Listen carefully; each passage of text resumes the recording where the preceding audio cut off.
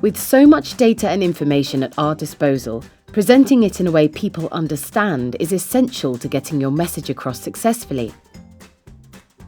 In this lesson, we'll explore how to present information based on the specific needs of your audience and introduce you to popular presentation formats.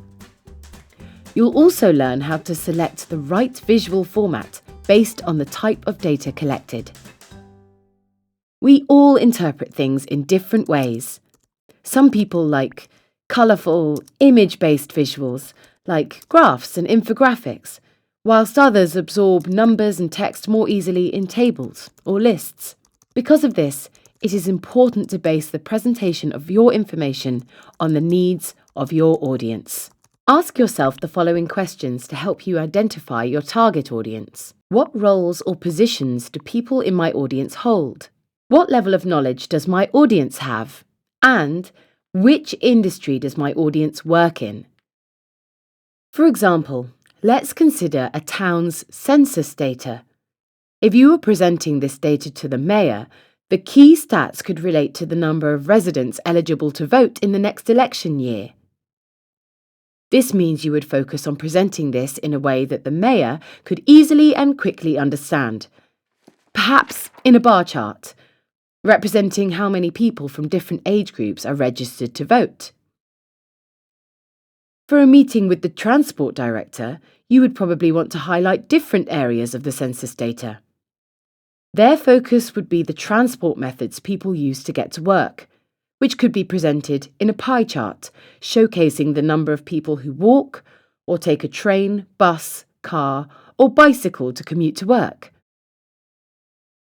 Regardless of whether the data is being presented in a meeting or published in a report, overwhelming your audience is the fastest way to lose their attention. So avoid packing in too much information and aim to present it in an easy-to-digest way. So, now that you know why it's important to understand your audience, how do you decide which format to display your data in? When it comes to presentation, always choose a visual format that best displays the story you are trying to tell. Tables can be used to display smaller data sets, allowing for comparisons to be made quickly. Pie charts are useful to display percentages or proportional information in an easy-to-digest way. Bar charts are great for comparing related items in a group, where the length of each bar is proportionate to the value it represents. Line graphs are useful for understanding how data changes over time.